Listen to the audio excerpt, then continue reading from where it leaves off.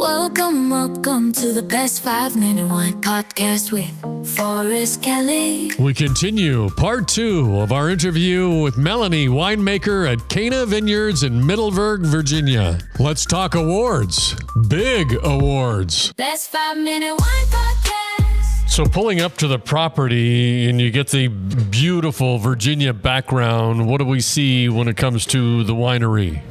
Yeah, you'll pull up and you'll see the original winery structure that was first built here in 2011. It's 2 stories. The tasting room is on both levels. So there's a bar where you first walk in. There's more seating upstairs. My cellar is in the back half of the building on the first floor. So you won't see that unless I invite you back. There's also a really nice patio, picnic grounds, and you can walk over to our brand new pavilion building as well that the current owner, Lisa, installed quickly after purchasing the property in 2019, and it's gorgeous. It's a beautiful timber frame structure that has retractable sides and heaters and a large fireplace. So it's a beautiful 4-season kind of outdoor space for us.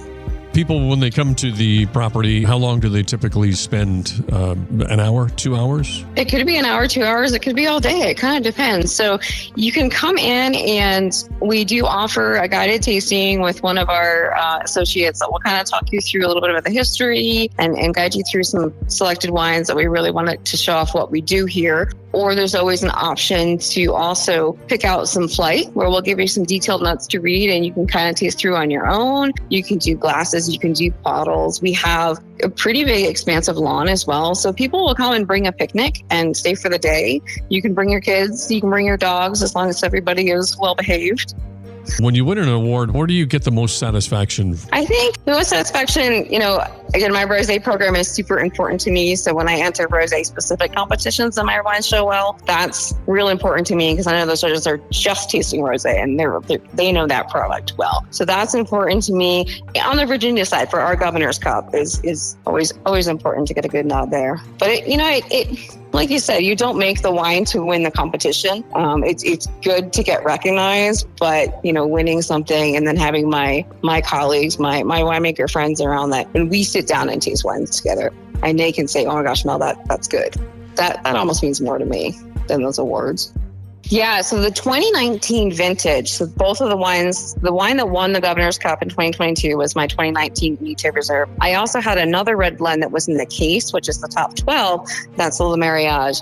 They both came from the 2019 vintage, which was a gorgeous growing season here for us in Virginia. And I submitted probably like 5 reds, a couple whites, maybe a rosé to that competition. I was like, if something doesn't come home with a gold, I don't know what's going on. Honestly, it's what I was thinking. I wasn't thinking higher than a gold. The gold is where you want to be. I wasn't thinking taste. I wasn't thinking cup winner. But I'm like, something here has got to have a gold medal. And I looked to the reds for that just because there's a bias in competition for red wines, which is it's hard when you have someone like me that really loves making rosé and white wines. They're harder to show well. You get great comments and low scores. But the reds I knew were good in 2019. So I'm like, something's got to get a gold at least, right? And then I got the phone call. This is the hardest part about winning that competition. It's nice that you know ahead that you won because you have to speak and you can prepare for it. And they want a bunch of notes on the wine to give out to everybody that night. So you need some time to lead up. But they gave me about 6 weeks of telling me and me not being able to tell anybody else, which was a really hard secret to hold.